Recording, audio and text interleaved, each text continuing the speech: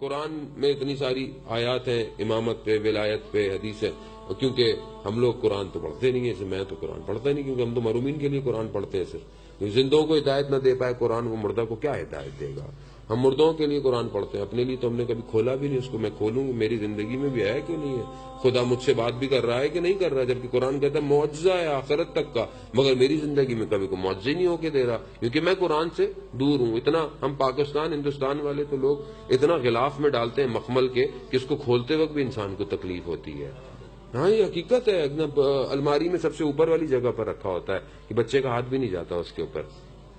ظلم ہے، کتاب ہے، عام کیجئے گھر کے اندر، بچے کو ہر چیز میں لگا، صبح شام اس کو گاڑی میں بیٹھے اس کو عادت کریں، اتنا نہ کریں کہ بھاگ جائے، لاجیکل کریں۔ بیٹا صبح پہلے گاڑی میں بیٹھیں، اسکول جا رہے، first we have to listen one سورت وتھ ٹرانسلیشن، تاکہ اس کو سمجھ میں آئے۔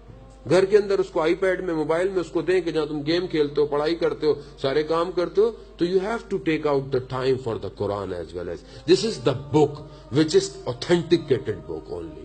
باقی ساری کتابیں دنیا کی ختم ہو جائیں گی، صرف یہی رہ جائے گا جو باقی ہے۔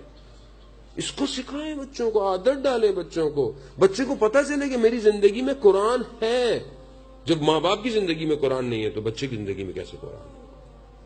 قرآن دیکھیں، امام زمانہ کی حکومت آنی ہے، قرآن کی حکومت ہے، بھول جائے کوئی جو ہے وہ مارکسزم کی فلسفی نہیں پڑھائی جائے گی امام زمانہ کی حکومت میں، کوئی کانٹ کا فلسفہ نہیں پڑھایا جائے گا، قرآن کی حکومت ہوگی۔ مگر اگر آج گھروں میں قرآن کی حکومت نہ ہوئی تو کل کس طرح آپ اپنے گھر کو امام زمانہ کی خدمت میں پیش کریں گے؟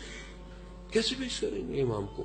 قرآن کو آسان کریں، میں بچوں کو پڑھنے دیں، پڑھائیں، آسان کریں، تو اس کو پتہ چلے میری زندگی میں ایک کوئی کتاب ہے۔